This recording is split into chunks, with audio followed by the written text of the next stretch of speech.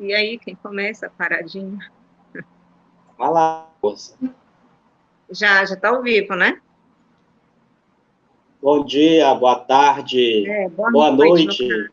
18 horas e E 10 10. minutos. Vamos começar a nossa live aqui. Como a gente linka e começa a compartilhar nos grupos aqui, então pedir aí um pouquinho de tempo aí para a Sueli e o Sérgio. Eu sei que eles estão ansiosos para compartilhar conhecimento conosco. Desde já agradecendo ao pessoal que está entrando aqui no link. Hoje, 18 de maio, nós nos organizamos para fazer essa live. Só um instantinho que eu estou tendo uma interferência aqui.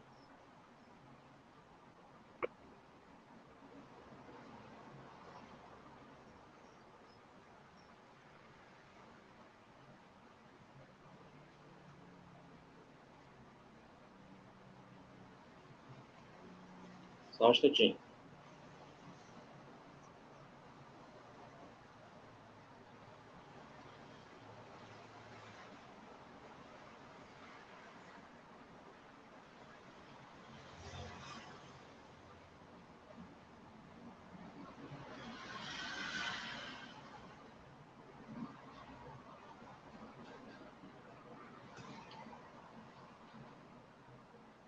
Então, vamos lá. Mais uma vez, boa noite a todos. Nós estamos começando a nossa live em lembrança ao dia 18 de maio, dia em que o Brasil se une para combater a violência, os abusos sexuais contra criança e adolescente. E hoje nós vamos debater como é que está esse combate, como é que os grupos estão se organizando, a rede está se organizando para fazer essa defesa em tempos de pandemia. Então, eu quero cumprimentar os colegas e abrir espaço para que eles possam se apresentar. Nós vamos, como devemos fazer sempre, começar pela única mulher da bancada. Vai se apresentar aqui conosco e dar sua saudação para o nosso público que está chegando. O pessoal vai chegando e daqui a pouco, se Deus quiser, nós vamos aí com 500 pessoas participando. Boa noite, Sueli. Boa noite, Daniel, Sérgio e os colegas que estão entrando aí na live para participar com a gente, né? 18 de maio não é uma data que a gente possa comemorar. Na verdade, é uma data que a gente traz com uma memória triste, né? E uma memória de luta, de enfrentamento. E lá para frente a gente vai falar um pouco mais sobre ela. Meu nome é Sueli, eu sou assistente social, e nós estamos aí entrando nessa questão para falar um pouquinho sobre o 18 de maio, falar um pouquinho do nosso trabalho, né? E divulgar um pouco do trabalho também da rede. É isso. Bom, muito boa tarde. Bem. Boa noite, Sérgio. Boa noite. Eu estou aqui dentro aí. Boa noite. Quero agradecer o convite do Danielson, conselheiro tutelar de Santo Antônio do Tauá, um militante já há muitos anos. Enfim, meu boa noite a Sueli, que também é uma guerreira, uma militante na área da infância, na área da mulher, enfim, na área de direitos humanos, né? Todos nós temos. Só ressaltando o que a Sueli falou em relação, não é uma data, eu vejo muita postagem por aí, é o dia de comemorar, né? Então, eu não denominaria um dia de comemoração, eu denominaria um dia de lembrar que o 18, a mágica, eu acho que em torno de 40 anos atrás, dia 18 de maio, a Araceli, né, foi submetida a uma violência sem precedente. Então, é um dia que é para a gente de luta, que não deixamos cair no esquecimento, certo? Então, a minha saudação, a todos os que estão nos vendo e nos ouvindo através desta tecnologia chamada internet. Muito bem, dadas as devidas apresentações, saudar alguns companheiros que já estão nos ouvindo. Eu vejo aqui a professora Joyce Amorim. Professora, se a senhora quiser se organizar para entrar daqui a pouco na live, fazer uma pergunta, pode se organizar aí, tá bom? Só lembrar aos colegas que eu tive exatamente 15 minutos antes de começar a nossa live, eu tive um problema com o meu celular. Então, por exemplo, eu não estou conseguindo acessar o meu WhatsApp. Então, se alguém precisar falar comigo, mande uma mensagem pelo Facebook, tá bom? Ô Sérgio, vamos começar por você, se possível. Você falou um pouco aí da origem, mas eu queria que você explanasse um pouco mais sobre o histórico do 8 de maio, né? Como surgiu e por que surgiu esta data, como você falou, que não é uma data de comemoração, mas uma data que a gente concentra mais esforços para aquela luta anual, diária, de combate a esse tipo de abuso. No dia 18 de maio, sendo mais preciso, de 1973, uma menina de 8 anos foi sequestrada.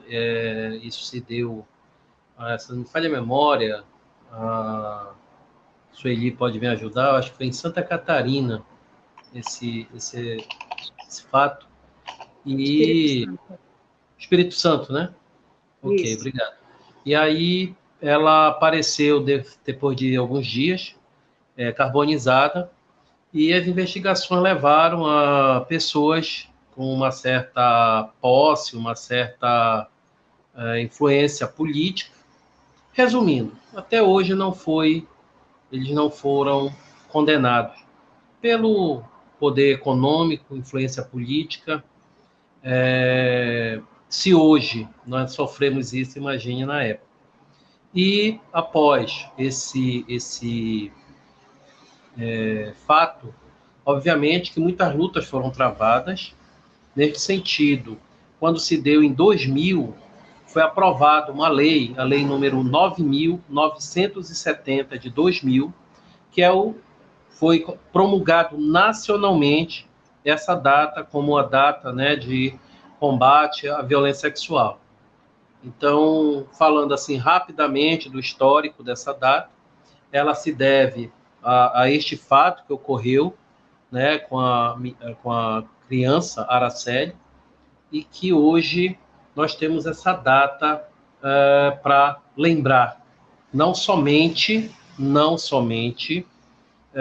de lembrar, né, mas que possa ser, vamos dizer assim, no intuito de nos inspirarmos, de nós ter esse desejo que não volte a acontecer mais esse crime contra nossas crianças e adolescentes. E que, acontecendo, tenha atendimento às vítimas e que os responsáveis sejam punidos com a legislação em vigor.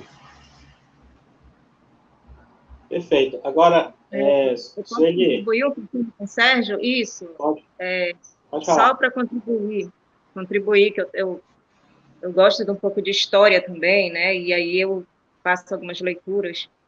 E lembrando que em 73 nós estávamos no período de ditadura militar, né? Um período em que os esquerdistas, os comunistas, né, os socialistas, eles foram perseguidos, massacrados, né? E lembrando bem o que o Sérgio colocou, né? Na verdade, tem 47 anos já esse fato que ocorreu no dia 18 de maio de 73. A Araceli tinha 8 anos, né? E foram 3 figuras, digamos assim, que houve a investigação. Eu estava lendo, o processo tem mais de 300 páginas, né? E alguns juízes, algumas cortes chegaram a dar uma punição, os advogados apelavam, enfim.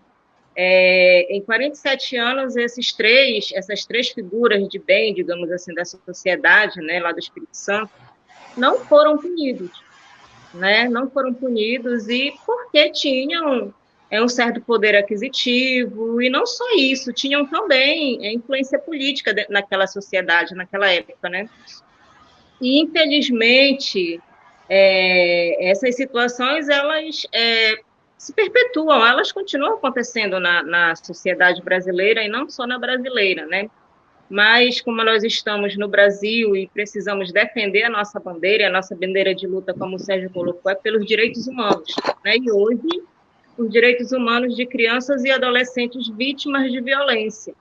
E o 18 de maio traz para a gente refletir, não para comemorar, não para fazer apenas postagens em redes sociais, mas para a gente refletir sobre essa violência que criança e adolescente passa, né, vivencia, e dentro do âmbito familiar, o que é mais grave, né? A família que deveria proteger, que deveria cuidar, que deveria dar toda aquela segurança, é justamente lá onde criança e adolescente sofre, né? É o maior índice, as estatísticas trazem isso. Essa história cruel e triste dentro das famílias, elas sofrem mais, né? E pelos conhecidos, e pelos vizinhos, e pelos amigos, né? Então, a gente está trazendo hoje essa discussão para a gente refletir o que nós, né, dentro da sociedade, podemos fazer, né, enquanto profissional, enquanto cidadão também, não só enquanto profissional, mas enquanto cidadão, o que nós podemos fazer, né? Ó, tá aqui uma notícia, né?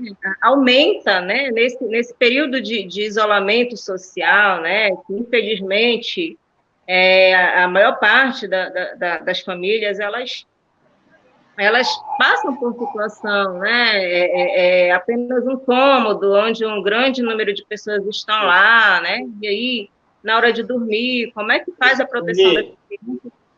Oi. Só para a gente entrar nesse assunto que você está adentrando, nós colocamos essa matéria aí, era do G1 Pará, e ela fala exatamente disso, que o isolamento social na pandemia potencializa aumento de casos de abuso contra crianças e adolescentes, né? E a matéria, ela transcorre aqui dizendo que os casos sempre foram subnotificados, né? Que, na verdade, 90% dos agressores são parentes da vítima, né? Aí, como você estava falando, né, e é exatamente o que eu quero instigar vocês,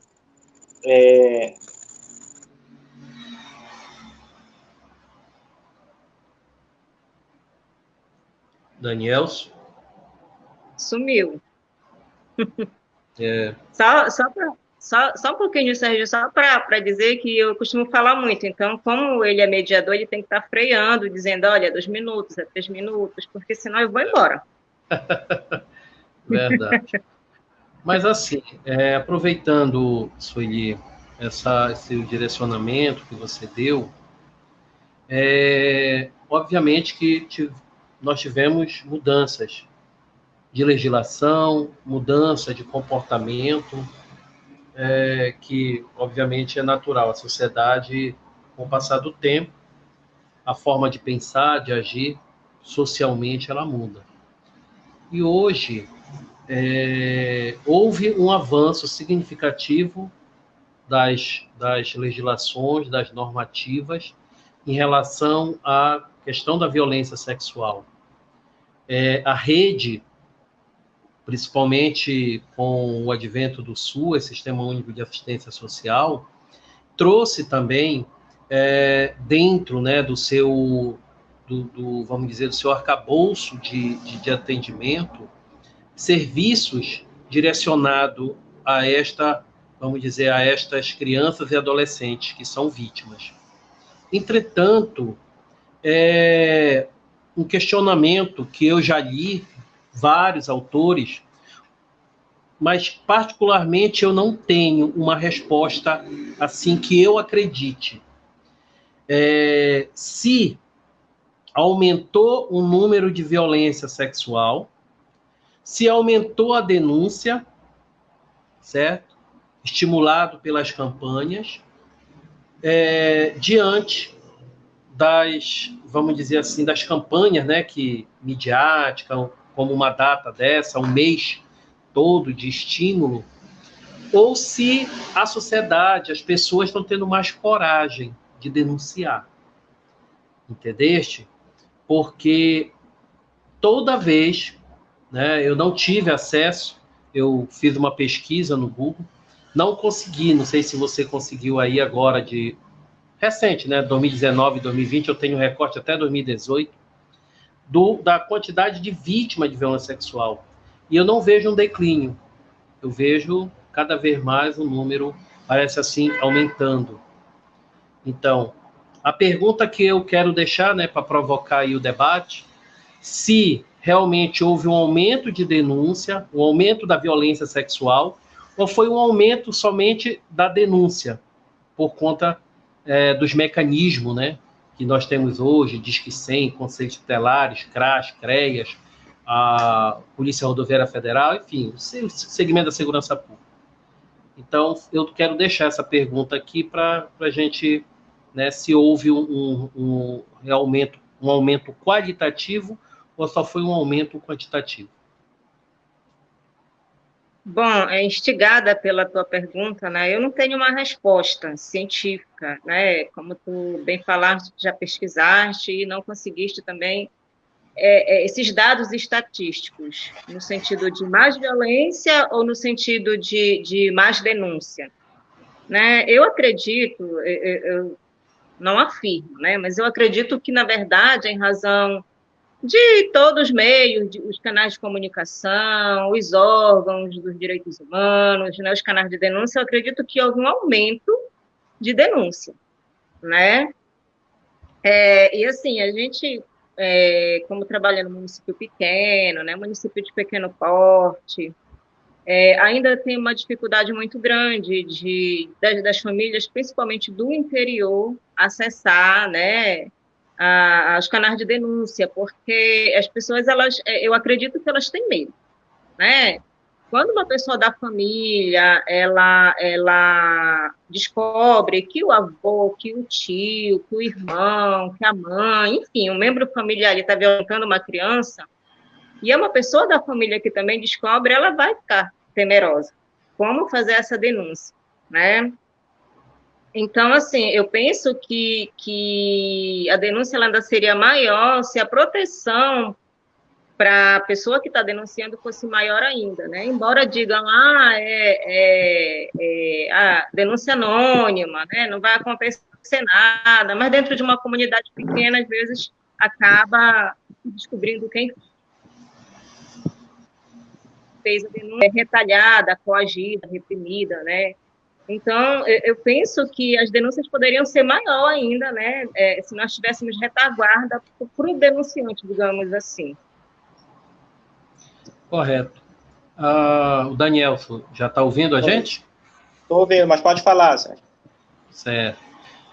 Eu vejo que, como eu disse, de 73, quando aconteceu o fato com a criança Araceli até agora, nós tivemos várias aprovações de leis, tivemos vários serviços, e eu vejo assim, em relação à violência sexual, ela ganhou um apelo, uma dimensão nacional. Por exemplo, se nós não estivéssemos vivendo essa pandemia, era carreata, passeata, caminhada, era uma série de eventos no Brasil todo.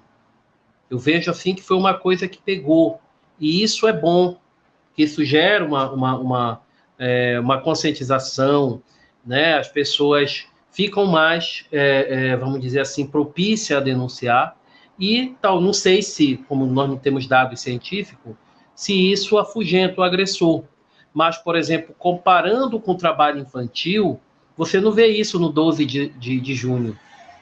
Né? A sociedade não se mobiliza contra o trabalho infantil como se mobiliza contra a violência sexual voltada à criança e adolescente.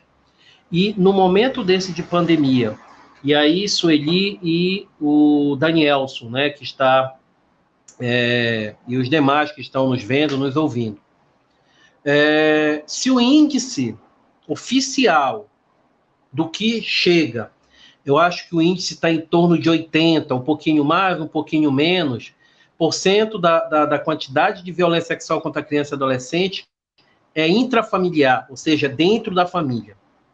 Se num período desse que nós estamos vivendo de isolamento social, esse número ele tende a aumentar, ele tende sim vamos dizer, a permanecer, porque quem já violentava vai continuar violentando, só que a criança, vamos dizer assim, não vai ter aquela folga da escola, não vai ter a folga de ir para a igreja, porque está em casa.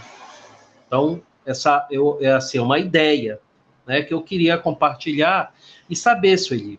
Por exemplo, eu sou professor, né, de formação, tenho algumas coisas aí escritas, mas você trabalha nos serviços. Como é que está isso, né? No momento de pandemia, como é que está concretamente? Vamos dizer, nós temos uma ideia que aumentou. Esses números se refletem, né? Aumentou o número de denúncias, chegou mais, como é que está? Esse é o questionamento. Deixa eu te falar, Sérgio, e os colegas que estão visualizando a gente, né? Eu fiz uma busca nos arquivos lá do CREAS de 2019 em relação aos dados, às famílias que chegam, aquelas que chegam realmente no serviço, né? Então, nós tivemos em 2019, de janeiro a dezembro, 18 famílias que foram acompanhadas por conta da violência sexual, né, contra criança e adolescente. Eu creio que não se reflete a nossa realidade. Né? São famílias que chegaram por encaminhamento do Conselho Tutelar ou através do encaminhamento do Ministério Público, mas existe o que a gente chama, né, as subnotificações, aquelas famílias que acabam indo apenas em um órgão e não se direciona ao outro. Né? No caso, às vezes, depende muito da chegada dessa família na rede. Às vezes ela pode chegar lá na delegacia, né? Aí a delegacia faz os procedimentos, encaminha para o tutelar, do tutelar vai para o CREAS, então já é um terceiro encaminhamento. Aí a família, às vezes, ela não tem, né, essa perspicácia, digamos assim, de que é importante o trabalho realizado lá no CREAS, né? E aí ela acaba não indo, se perde esse encaminhamento, digamos assim, no meio do caminho. E não apenas um encaminhamento, é uma situação de violência, é uma criança que sofre, às vezes é toda aquela família que está sofrendo. Então, quando chega no CREAS, nós procuramos fazer o trabalho com a família, né? Então, te respondendo, de 2018 foram 18, aliás, 19 foram 18 casos. Agora, em 2020, né, nós estamos em um momento atípico, e não é só o talar, é o globo terrestre, digamos assim, né? Estamos vivenciando uma pandemia, algo nunca vivido, digamos assim, por essa sociedade moderna, né? Salvo engano, a gripe espanhola em 1920, eu acho, alguma coisa assim, há 100 anos, né? De lá para cá, essa é a primeira vez que é vivenciada, globalmente falando. Então, os trabalhos, eles começaram a sofrer algumas mudanças, algumas modificações no mês de março. Né? Passamos a bolar estratégias, a pensar em ações de como permanecer o serviço de assistência, né? É um serviço essencial, porque trata com as famílias vulneráveis, né? E dentre essas vulnerabilidades, a violência sexual. Então, de números, nós temos apenas 3, né, que chegaram até o CREAS. Eu não sei em relação ao Conselho Tutelar, mas o que chegou e o que está em acompanhamento no CREAS em 2020 são 3 famílias. Certo. Estão me ouvindo, né? Agora estamos. Sim, agora sim. Eu consegui, eu fiquei fora do momento, mas eu ouvi grande parte do que vocês estavam debatendo. Eu queria...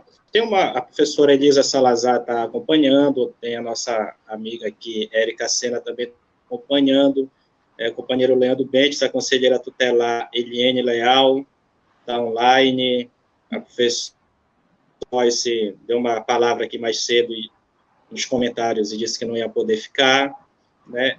Agora, o Rodrigo também está aqui acompanhando, o Marquinho, Marcos Silva. Eu queria provocar um debate, o seguinte, como é que a rede está, do ponto de vista de garantia de estrutura, trabalhando nessa questão da pandemia. Teve um órgão aí, eu não sei qual foi, porque os companheiros estão na coordenação aqui do Conselho que cuidaram de mandar, mas eles estavam disponibilizando EPIs para os conselheiros tutelares atuar, né? Então, por exemplo, é exagero um conselheiro tutelar, por exemplo, está indo atender os casos com IP, né? Eu queria ouvir vocês. E será se os governos estão tendo essa preocupação de garantir para a rede socioassistencial que ela funcione de forma que mantenha o atendimento do serviço, mas também a saúde, a integridade física dos funcionários? Eu queria iniciar esse debate com vocês. Me permita aqui, porque você falou dos EPIs, e, assim, isso foi uma articulação do Fórum Colegiado Nacional de Conselheiros Tutelares, junto ao Ministério, que hoje antes era Ministério dos Direitos Humanos, agora é da Mulher, não tenho o nome todo aqui. Então, após várias, vamos dizer assim, debates com esse ministério, foi atendido, certo? E está agora no período de anotações de endereço e tal, e sempre tem problemas, mas está sendo sanados para o envio desses EPIs. A categoria, né, a sociedade é feita obviamente, de recorte, e aí o recorte da sociedade dos conselhos tutelares, o Fórum Colegiado Nacional tenta, dentro da sua possibilidade, junto com a associação de todos os estados, a associação de conselheiros. Mas a visão ela tem que ser maior. Ela não pode ser só conselheiro tutelar. Tem que ser para todos os funcionários que integram essa rede que foi colocada como essencial. Certo? Então, o serviço de assistência social, ele foi colocado como um serviço essencial. Eu não sei, eu desconheço, se algum segmento nacional direcionou, mas em regra e em tese, os municípios, já que são órgãos municipais, podem estar direcionando esses EPIs. E que diante do que nós estamos vivendo, que, como bem frisou a Sueli, nunca, assim, desconhecemos, certo? Tivemos a gripe espanhola, como ela falou, mas eu não sei se tem gente dessa época ainda viva, né? Não sei. Se tiver, tá bem já idoso, né? 100 anos. Mas que nós temos passado por uma situação dessa. Não existe arcabouço jurídico para essas situações vivenciadas, certo? Fala em calamidade pública, até o estatuto fala em calamidade pública, mas nunca numa pandemia, né? Se alguém falasse que teria uma pandemia, nós poderíamos taxá-los de loucos, né? Dizer que era o profeta do Apocalipse. Então, mas assim, é importante, o isolamento social, ele está aí, as violências, e aí quando eu falo agora, não estou falando só de crianças e adolescentes, é contra o idoso, é contra a mulher, é contra os deficientes, são os que são vulneráveis, né? Aqui em Belém nós temos vários venezuelanos, certo? Os migrantes, os emigrantes, enfim. Então, é contra os vulneráveis. E os profissionais que têm responsabilidade nos seus mais variados segmentos. Por exemplo, quem está à frente? Médicos, enfermeiros, técnicos de enfermagem, enfim, toda a classe da saúde. O povo da segurança pública, o povo da assistência social e demais, que eu não tenho aqui, né, segmentos, precisam ir para a luta, ir para a batalha, ir para a guerra, o nome que se dê, mas precisam estar devidamente munidos. Quando, comparando com uma guerra, um soldado ele vai com arma. Se ele for sem arma, ele vai ser uma presa fácil. Então, a nível de segmento de tutelar, existe esse direcionamento. Agora, para os demais, eu não sei, né? Eu quero ouvir a companheira Sueli, que é da área da assistência social, se tem algum segmento do Ministério, se o município, né, deu esse suporte. A nível de conselho tutelar, nós temos esse direcionamento, fora o Colegiado Nacional, associações de conselheiros de todos os estados do Brasil, junto ao Ministério dos Direitos Humanos. Bom, Sérgio, antes de passar a bola para a Sueli, então, assim, tem alguns companheiros online que eu estou vendo aqui, estão acompanhando. Eu gostaria que, se alguém da educação pudesse entrar ao vivo aqui também para dizer como é que está, porque vocês sabem que, veja bem, eu estou falando com dois feras, né? Quem sou eu para estar alertando, dizendo isso para vocês? Mas a escola é uma grande porta de entrada das denúncias, ou da percepção através dos profissionais da educação, dos acontecimentos, né? Referente a abuso e exploração sexual de criança e adolescente.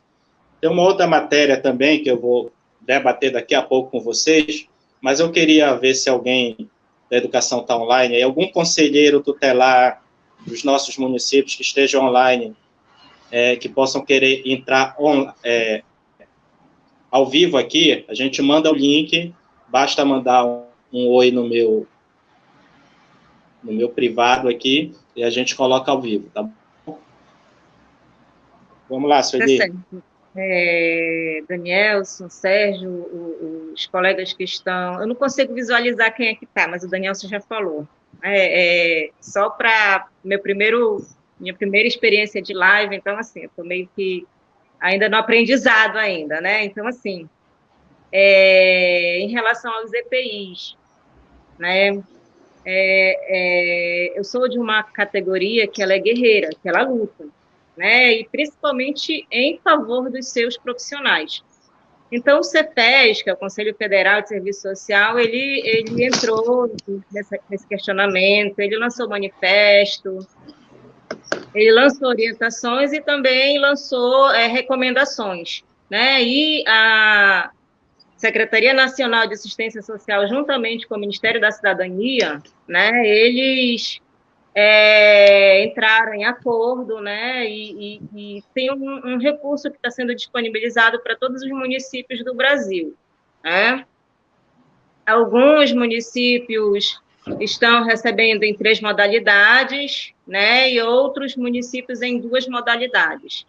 Né, uns especificamente para servidores, né, para os trabalhadores, na verdade, os trabalhadores do SUAS, nós precisamos nos identificar enquanto trabalhadores do SUAS, né, e outros, né, para os usuários, né, mas falando de EPI, o Tauá, ele está aí com uma demanda já aprovada não, já foi realizado o aceite pela gestão municipal, né, pela Secretaria de Assistência, e essa demanda está para o Conselho de Assistência, o Conselho Municipal de Assistência, decidir se acolhe ou se reprova, né, esse recurso que está vindo aí para o município investir em EPIs, né? Então, assim, a nível nacional, a nível do Ministério da Cidadania, o município está com essa demanda. Agora, falando de estratégia municipal, o que foi pensado para resguardar os trabalhadores da assistência, né? É algo muito novo, a gente vai no dia a dia, vai bolando estratégia, vai vendo o que melhor agrega, o que melhor atende a nossa demanda, né? Os equipamentos CRAS e CREAS não podem fechar. E aí a estratégia que nós estamos utilizando hoje é os rodízios, né? Os servidores, eles vão 1 ou 2 vezes na semana. Dentro da unidade tem o material de limpeza, né? E o calo pelo CREAS, né? Eu não tenho hábito de ir muito nas outras unidades, mas, assim, dentro do CREAS nós temos o sabão, a água, o álcool em gel. Máscara, foi realizada uma produção e o município distribuiu para a comunidade, né? Mas máscara nós usamos aqui, né? E estamos nessa perspectiva de estar recebendo esse recurso que o governo federal está mandando para os municípios. Então, lá foi contemplado com 15 EPIs, digamos assim, 15 servidores da assistência, né, para receber os EPIs. Eu acho que eu respondi em relação ao município, né? Sim, sim. Eu não sei se é só eu que estou tendo problema de te ouvir, mas está falhando um pouco. Coloquei o nosso companheiro Leandro, ele apresentar, vai dizer de onde é, e ele tem uma pergunta para fazer para os companheiros aí. Boa tarde, vocês me escutam? Escutam bem? Estou escutando. Sim. Boa tarde, Sérgio. Boa tarde, Sueli. Boa tarde, Daniel. Parabéns aí pela iniciativa, Daniel. Mandar também uma saudação para os companheiros de Ananindeua. A gente retransmite pela página do Diretório Municipal de Ananindeua e pela página Coletivo Democrático Popular. A pergunta que eu faço aí já que eu vi vocês especialistas dizerem que agora a violência tende a aumentar com essa questão do isolamento social e cada um na sua casa e todo mundo muito mais estressado e as relações tendem a se tensionar dentro de até questão do imóvel também ser pequeno, convivência estressante do dia a dia, com essa pressão também pela questão da pandemia. Para além da questão dos EPIs, no que a sociedade e o poder público pode ajudar no trabalho aí da fiscalização e do amparo da criança e do adolescente? Como é que a sociedade e o poder público pode ajudar na prática para a gente redobrar essa atenção? Já que agora eu vi o Sérgio comentar também, agora a gente perde um pouco essa questão da saída do menor para ir para a escola, que seria um ambiente que ele poderia também estar um pouco deslocado, um ambiente de risco, e da ida para a igreja, que também seria uma maneira também a mudança de mente, talvez diminua um pouco o contato com o agressor, né? Já que não tem essa mudança de ambiente, ele fica mais exposto ao agressor. E como a gente redobra essa atenção? Como é que a sociedade pode colaborar na prática com esse cuidado? Sérgio? Vai lá, Sueli. Muito bom. Estou respondendo uma situação aqui no outro celular. Vai lá, já. Tá certo, então. São duas situações, sociedade e poder público, né? Vamos primeiro para a questão da sociedade. Infelizmente, nós estamos vivendo esse momento aí, né, onde as famílias precisam, né, uma orientação do Ministério da Saúde, uma orientação de todos os órgãos de saúde, né, que as famílias precisam se resguardar dentro de casa. E aí, né, também já foi observado, já foi inclusive pontuado lá pelo Ministério da Mulher, né, de que o índice da violência doméstica em relação à mulher aumentou. E eu creio que em relação à criança e ao adolescente também, os índices de violência no geral, né, em relação de vários fatores, mas o principal deles, acredito que seja o estresse, né, que as famílias estão vivendo. O vizinho, ele conhece o hábito daquela família, ele conhece o hábito daquela criança, daquele adolescente, e se ele observar algum tipo de mudança daquela criança, daquele adolescente, os barulhos, né, a rotina daquela família, falando de interior, né, tá lá interior, perto de outros municípios grandes aí. As famílias vão para a porta, vão para a frente de casa, vão para o quintal, né? Tem situações aí que crianças estão indo para a rua, empinar pipa, jogar futebol, enfim. Mas, assim, observar, o vizinho observar como é que está o dia a dia daquela criança. E se notar algum tipo de diferença, procurar, assim, ou a delegacia de polícia, ou o próprio conselho tutelar, para nos alertar.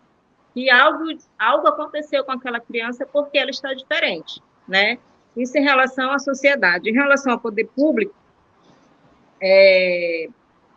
nós estamos nesse momento aí que eu acredito que todos os órgãos estão por escalonamento, né? Mas eu acho que seria bem interessante divulgar, pelo menos, os telefones, né? Para que as pessoas pudessem contactar, pudessem denunciar. Infelizmente, lá no CREAS, nós não temos um telefone, um contato institucional. E aí fica complicado para a gente divulgar o nosso pessoal, né? Porque aí já foge também da regra. Mas eu penso que a gente pode estar trabalhando em cima disso, divulgar mais o telefone do Conselho Tutelar, da própria Delegacia de Polícia também, que tem esse papel de fazer essa investigação, né? Eu acho que é isso. Certo. Que muita gente está entrando aqui no meu PV, porque, Daniel, se eu coloquei aquele link, né? Fazendo pergunta aí. Nosso, né? Não, aquele aí eu estou mandando o que você enviou. Mas assim, a Sueli foi muito feliz. Né? Tá bom. Então, assim, só para... Porque aí tu já complementa na tua fala aí. Certo. A Sueli foi muito feliz. Eu viria duas situações. Agradecer o Leandro pela participação, companheiro. Posso continuar? Posso continuar, Deixa Daniel? só acrescentar mais alguma coisa aí para sua explanação. Sem problema. Nós temos, principalmente nos municípios do interior, o tutelar está sendo muito demandado para questões de coibir as crianças de estarem na rua, quando, por exemplo, adultos fazem alguma infração aos decretos de isolamento social e que contém crianças no meio dessas incidências, é muito acionado, está sendo acionado para retirar a criança de praia, acionado para ir em campinho, para ir em festa, para ir em festa privada, um monte de coisa. Isso é uma realidade que a gente que participa dos...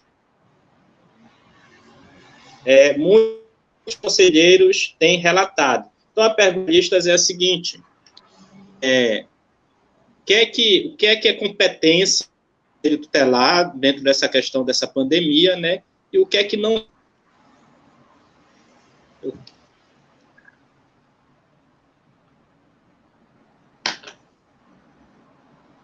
Danielson, eu não sei se é todo mundo, mas eu estou tendo dificuldade de você estar com falhas, né? Eu escuto pouco e falha. Mas, resumindo o que você perguntou, era qual é a competência do Conselho Tutelar, né, durante essa pandemia. É isso? Isso. Beleza. É mandado então, muita coisa para os conselhos tutelares, que é inclusive questão de segurança pública, né? Exato. Mas vamos lá. Eu já entendi. Já entendi. Em relação ao primeiro questionamento, vamos... por exemplo, a Sueli foi muito feliz. Eu traduziria em campanha. E aí, eu entendo, né, a preocupação só com crianças e adolescentes. Mas, na minha visão, nós temos que fazer campanha para os vulneráveis. Então, seria, né, o poder público, municipal, estadual e federal, direcionar campanhas. Por exemplo, no Tauá, tem o telefone institucional do Conselho Tutelar, então a prefeitura pode fazer uma campanha direcionando o telefone institucional do Tauá. A nível de governo de estado, certo? É uma realidade do estado do Pará. Então, os órgãos governamentais podem e devem direcionar campanhas levando em consideração a nossa regionalidade. Por exemplo, um dos maiores índices de violência sexual que nós temos hoje é na Ilha do Marajó. Certo? Então, é um índice muito alto que tem. Nós temos lá os municípios com os menores IDH do Brasil. Temos uma hidrovia riquíssima, que é riqueza produzidas em Manaus, na Zona Franca de Manaus e Macapá, escoado, vem para Belém, daqui escoar para o resto do Brasil.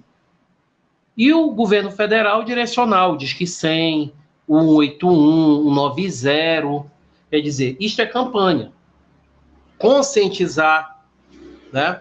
Como eu falo, eu sei que a data é em relação à criança e adolescente, mas nós não podemos esquecer que estão dentro de casa os idosos, deficientes, as mulheres, enfim, a família como toda, como nós somos. Então, direcionar campanhas. E, em segundo, dar meios para que estes órgãos que trabalham com esse tipo de vulneráveis possam trabalhar, tenham condições de trabalhar. Com IPIs, certo? Incentivo financeiro. Né? Então, são situações que podem ser direcionadas.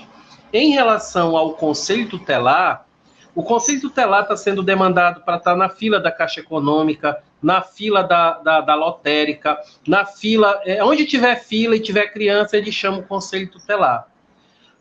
A nossa sociedade, uma parcela, gosta de festa, isso é bom, isso relaxa. Então, as pessoas estão fazendo festa, tem criança lá dentro, chama o Conselho Tutelar. Isto não é do Conselho Tutelar. O Conselho Tutelar não é carrocinha. O princípio do Conselho Tutelar, vamos dizer, eu colocaria numa pilar de defesa de direitos. Eles não executam esse direito. Então, o Conselho Tutelar requisita o serviço.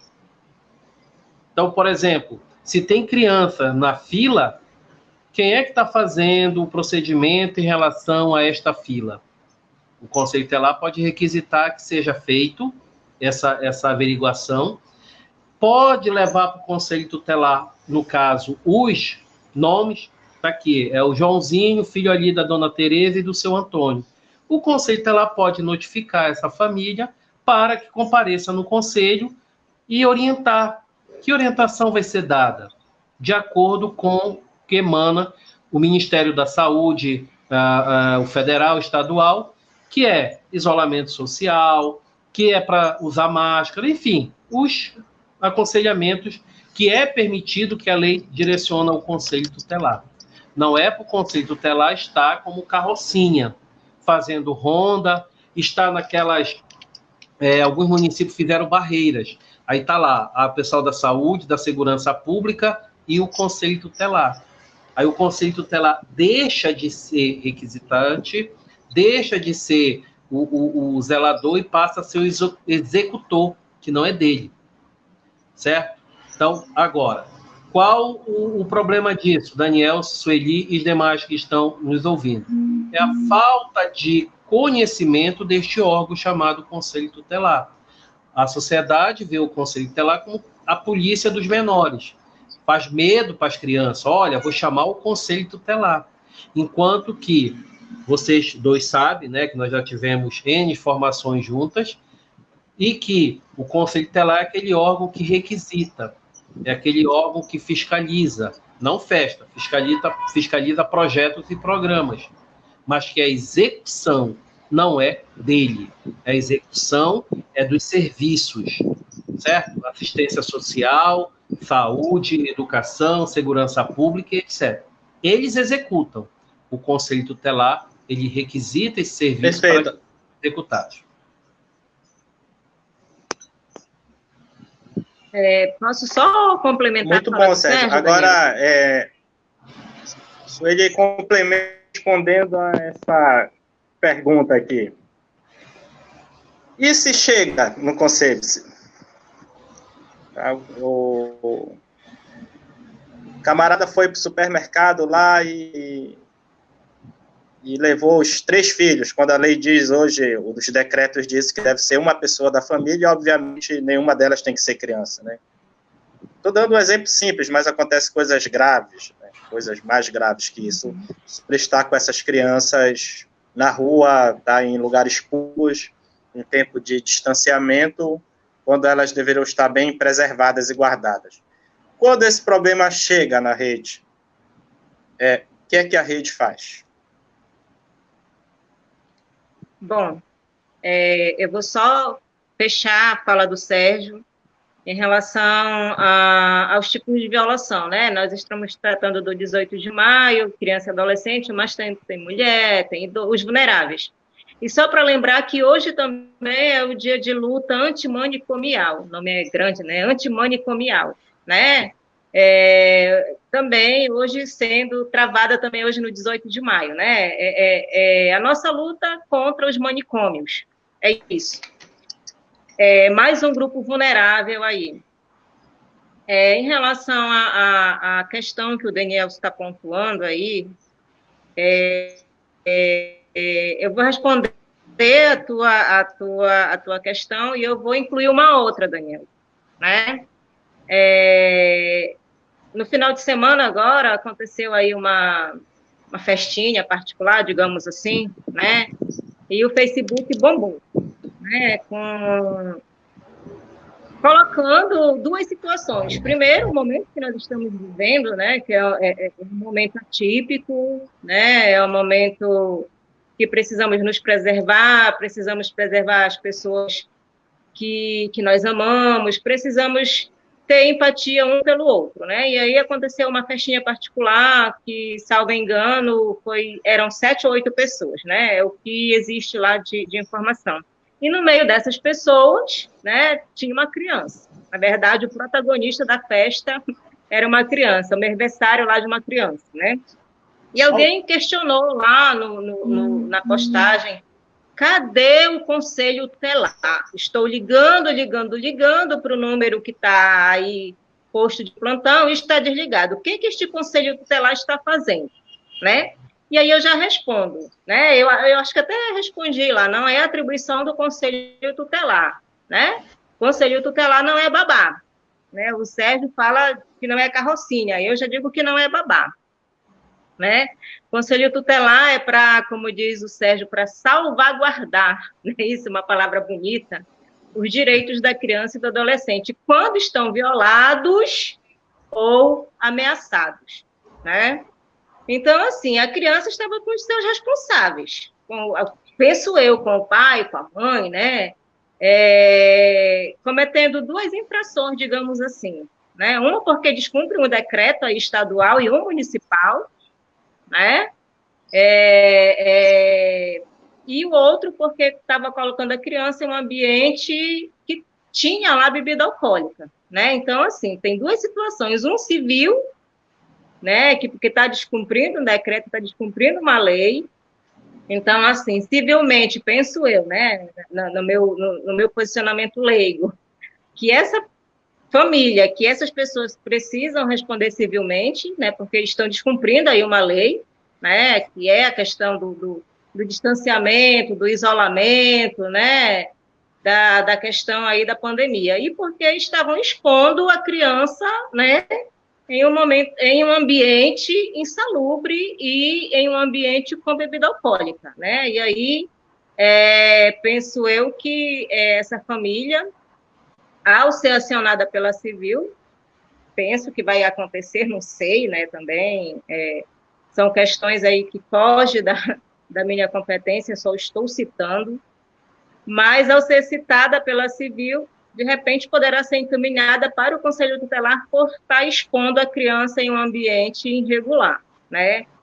Em relação à família no supermercado com 3 crianças, entra também na questão do decreto, né? Está descumprindo um decreto. Também o pessoal da segurança pública que tem que agir. Agiu, encaminha a família para o Conselho Tutelar, encaminha a família para o CRAS, encaminha a família para o CREAS, a família vai ser advertida para onde ela for, né? Primeiro, para salvaguardar seus filhos, para se salvaguardar e para cumprir o decreto, né? Então, eu penso que é isso. Sérgio, Daniel, não estou vendo o Daniel mais. Correto, Sueli, perfeito. Eu só quero acrescentar o seguinte: por exemplo, no que nós estamos vivendo agora, não eu sou péssimo de inglês, né? Faz igual o caboclo, se eu não sei falar nem brasileiro, imagine inglês, né? Então, mas é lockdown, alguma coisa assim. Então, no decreto, tem multa para quem descumprir. E essa multa é aplicada pelo sistema de segurança.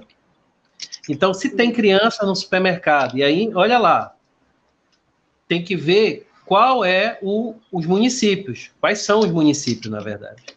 Porque se for em Belém, eu tenho certeza que paga multa. Sei lá, é igual quem for pego dirigindo e não dizendo para onde vai, mas é o sistema de segurança pública, tem um sistema específico, não é o Conselho Tutelar que vai aplicar. Eu vou pegar meus filhos, eu sei que tem lockdown, mas eu estou hoje estressado, eu vou pegar e dar uma passeada em Belém com eles. Vou lá na Orla, no Ver o Rio, vou lá na Estação das Docas, tá fechado, mas eu fico ali perto da escadinha com meus filhos e tal. Não pode. Então, se eu for pego, eu vou pagar multa.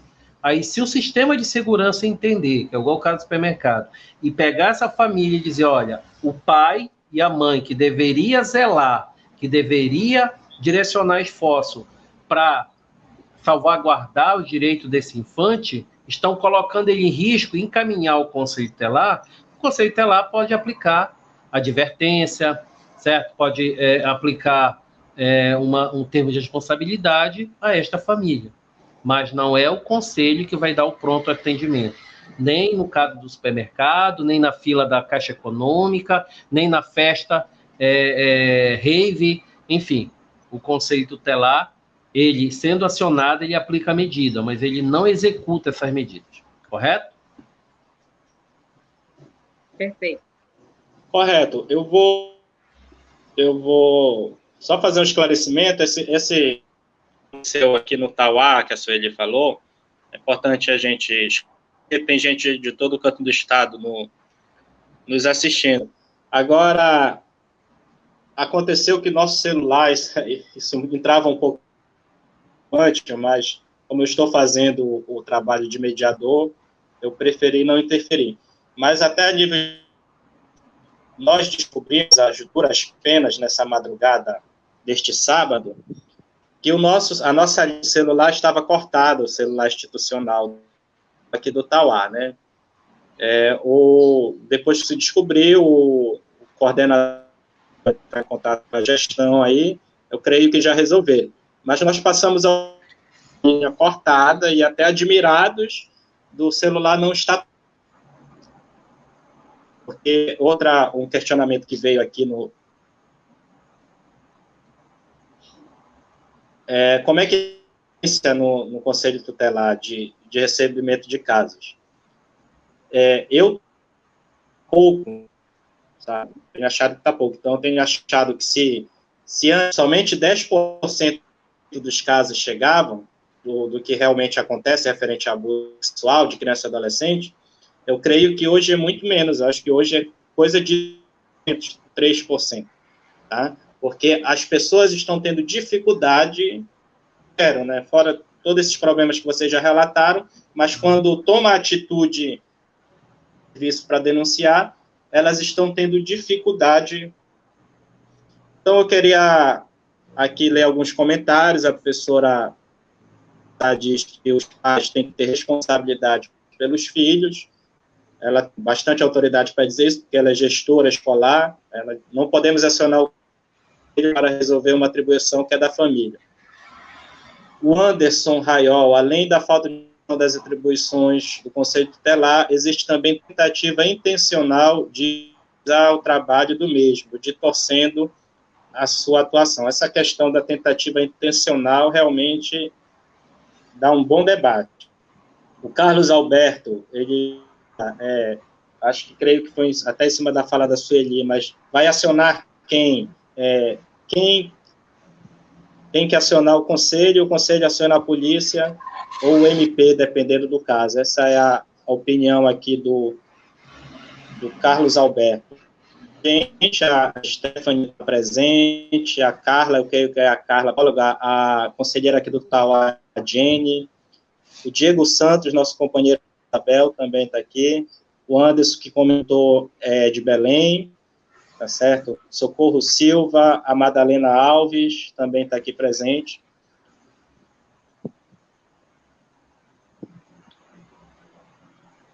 Sérgio. Oi. Estava preparado aí para falar. Eu, assim...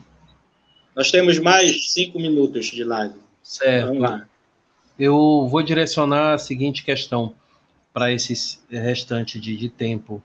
Se as pessoas que estão aí me ouvindo pudessem pegar uma caneta, porque quando eu falei sobre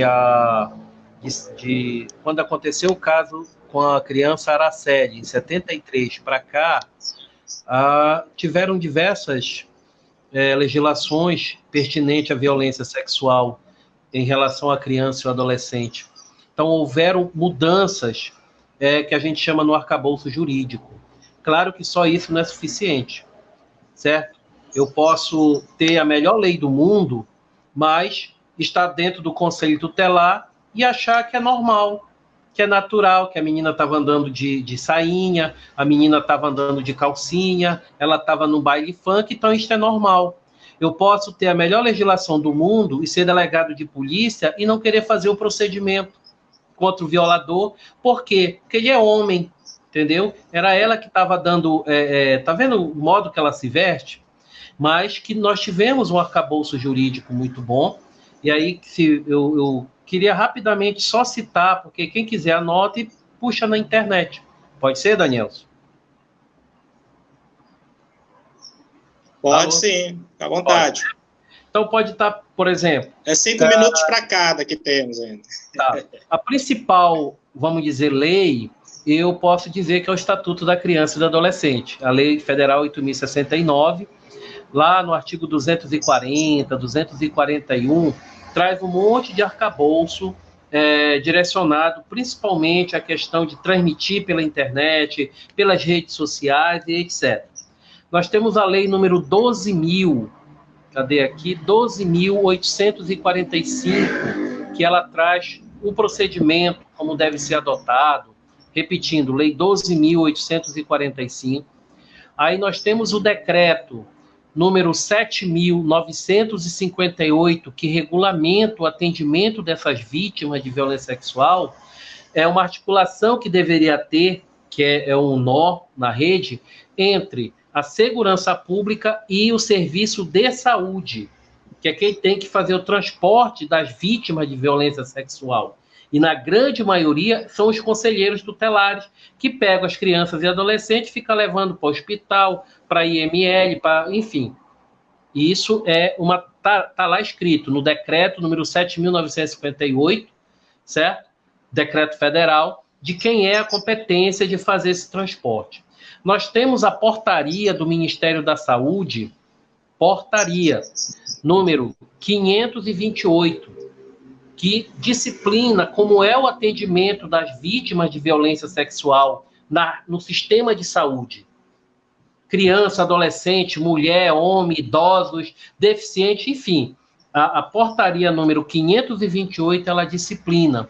E, recentemente, né, nós tivemos, recentemente que eu digo, em 2017, foi regulamentado em 2018, que é a lei, deixa eu olhar aqui, 13.431/17, repetindo, a lei 13.431, que é a lei que cria o sistema, né, de escuta de crianças e adolescentes vítimas ou testemunha de violência, que agora passa a ter todo um procedimento, certo? Que é a escuta protegida, a escuta especializada, enfim, tem uns nomes bonitos que eu dou uma sugestão, se aí o canal, né, numa próxima, pode estar, né, para a gente ter um debate, explicar isso para a sociedade, né, que são mecanismos institucionais. Agora, repito, não adianta ter esse arcabouço jurídico se a pessoa que está lá no Conselho Tutelar, está na delegacia, está no CRAS, está no CREA, está como promotor de justiça, está como juiz, não entender isso, certo? Porque na hora de executar, de aplicar a legislação, ela é aplicada, executada por seres humanos. E que nós precisamos que essas pessoas tenham entendimento de criança e adolescente são vítimas. E que os adultos é que tem que dizer não. E não ficar com aquela que a gente ouve muito, principalmente nos conselhos e nos serviços. Ah, mas ela anda igual né, termos pejorativos.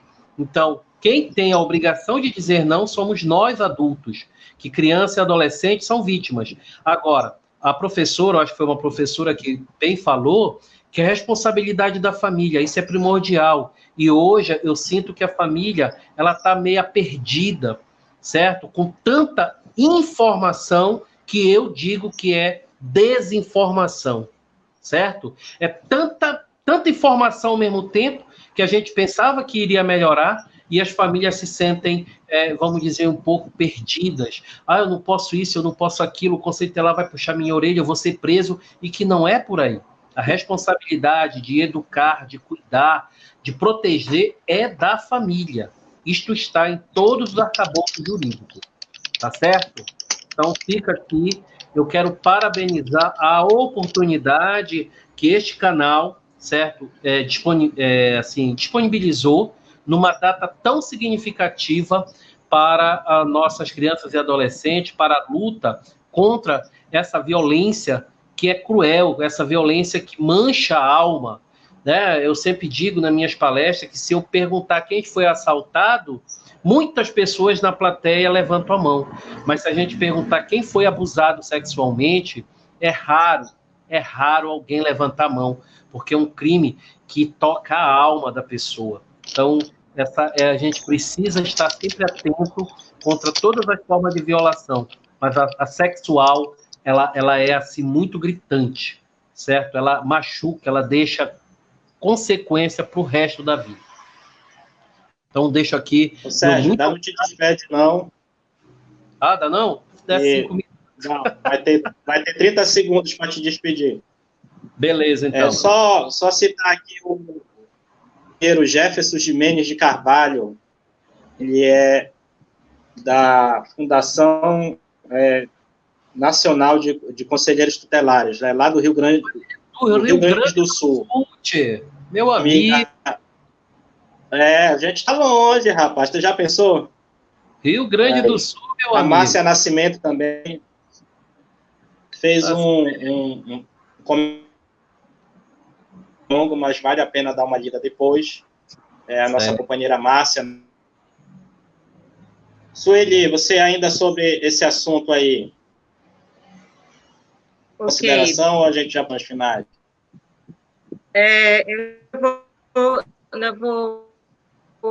Alguém colocou, eu acho que foi a Madalena, de que forma denunciar anônima, né? A gente sempre coloca o Disque 100, o 180, 191, 191 não, né? 100 e 180, né? Você não precisa dar o nome, não precisa dizer quem está ligando, precisa ter as informações minimamente da denúncia, de quem se trata, nome, endereço, né? Porque aí o Disque Direitos Humanos, ele vai encaminhar para o Ministério Público daquela cidade, daquela comarca, que vai acionar ou o Conselho Tutelar ou o CREAS, mas o nome do denunciante não vai estar lá, é uma denúncia anônima, né? E realmente protege o denunciante. Falar um pouco também em relação ao CREAS. O CREAS, ele mudou de endereço, antes ele era lá, que a gente chamava o antigo Conselho Tutelar, próximo da CELPA, lá na Magalhães Barata. Hoje não está mais lá. Está aqui na Senador Lemos, quase esquina com o Churupita. Quem mora aqui não está lá vai saber do que eu estou falando. E a gente está funcionando, mesmo em regime de escala, mas todos os dias tem um servidor lá para receber, para marcar atendimento, para dar alguma orientação. Nós não fechamos, nós estamos lá pelo horário da manhã somente, de 8 às 12 da manhã, né? E colocar que o Sérgio pontuou muito bom a questão da legislação, o maior deles, com certeza, é o ECA. O ECA tem 30 anos, né, Sérgio? 30 anos, 1990. Dia 13 de julho, completará 30 anos, 3 décadas. 30 anos. Ele já não é mais criança, já não é mais adolescente, já é um adulto, né? O Estatuto da Criança já é adulto, já está fazendo aí 30 anos. Isso. E aí nós temos aí muitas lutas que foram travadas, muitas mudanças na lei realmente, mas aí quem executa é o homem, né? Quem executa é o ser humano, como muito bem foi colocado aí pelo Sérgio. E às vezes há alguns interesses, né? Chega a denúncia na delegacia, e aí dali não passa, precisa estar alguém ali puxando, precisa estar alguém ali cutucando, porque, infelizmente, existe a questão das influências, ou política, ou financeira, e às vezes o processo ele nem inicia, né? E aí a família, muitas vezes, ela fica sem respostas, que é o que aconteceu com a Araceli, né? Mas aí a gente também não vai parar de lutar por conta disso, muito pelo contrário, né? A gente vai cada vez mais estar aí enfatizando, está polemizando, está buscando mecanismos para que a lei realmente seja cumprida, né? É um crime, digamos assim, que mancha a alma, né? Que marca para todo sempre a vida daquela criança, daquele adolescente. Eu costumo dizer que nós, da assistência, né, nós trabalhamos com a dor da alma. A saúde trabalha com a dor física, né? Muitas vezes com a dor física. E nós trabalhamos com a dor da alma, porque esse é um problema sério que marca para a vida toda, né? E se não for muito bem trabalhado, pode causar sérios problemas na vida dessa criança hoje e no futuro adulto amanhã. Então, antes da gente fazer a nossa rodada de agradecimento, eu vou começar os meus agradecimentos, na verdade, a Sueli por ter se disponibilizado a fazer esta live. Esse negócio é meio novo para todo mundo, viu, Sueli? Esse negócio... Mas a gente vai se adaptando, vai se organizando. Aqui na Amazônia, nós temos um problema sério de questão de internet, principalmente nas comunidades da zona rural, mas aos poucos a gente vai fazendo essa resistência aí de dizer que a gente também tem que acessar o mundial aí, que é a internet.